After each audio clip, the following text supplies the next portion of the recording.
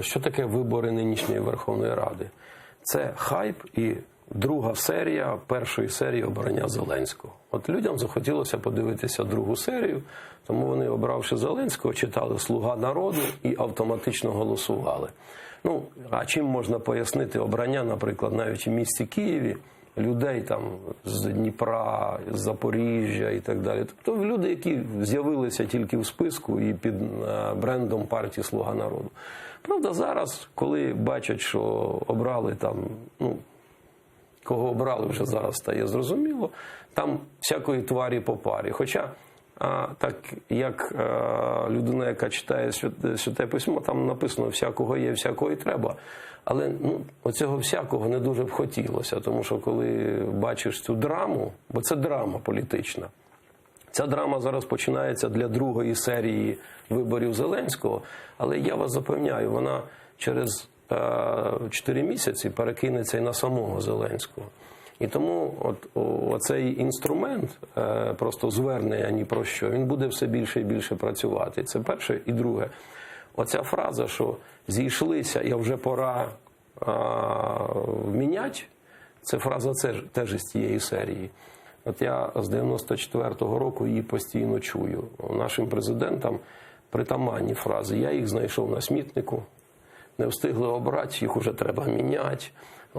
Це вже було.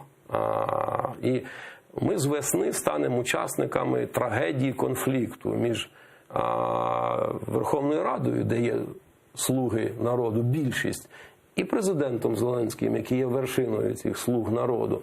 Тобто, слуги народу між собою поб'ються. Ну, а для українців прислів'я «пани чубляться, а у селян…» Ну и, кстати, уже говорили же люди, близкие к Зеленскому, что возможно переизбрание Верховной Рады. То есть в таком случае, если рейтинг «Слуги народу» будет падать, наверное, будут перед... Потому что... Справа в тому, що вже зараз голова Верховної Ради Разумков відповів президенту, що пане президенте, ви перед тим, як будете про це рішення приймати, загляньте в Конституцію, вам треба підстави. Тобто для мене очевидно, що зараз оці всі речі, такі як пов'язані з законами, які вже прийняті, аж до закону про обіг землі, у них виникне внутрішній конфлікт, який приведе просто до розколу. Причому системного. Не оці персони, які зараз вибивають, які там незрозуміло як з'явилися у списку, а відбудеться або за регіональною ознакою розкол, або за ідеологічною. Але очевидно, що там уже назрів конфлікт, і оці протуберанці, які ми чуємо там у фразах президента, голови Верховної Ради, керівника фракції, це свідчення, що всередині ситуація досягає критичного стану, а всі розмови про те, що окремі мажоритарники чи учасники списка купили собі квиток, це найстрашніше.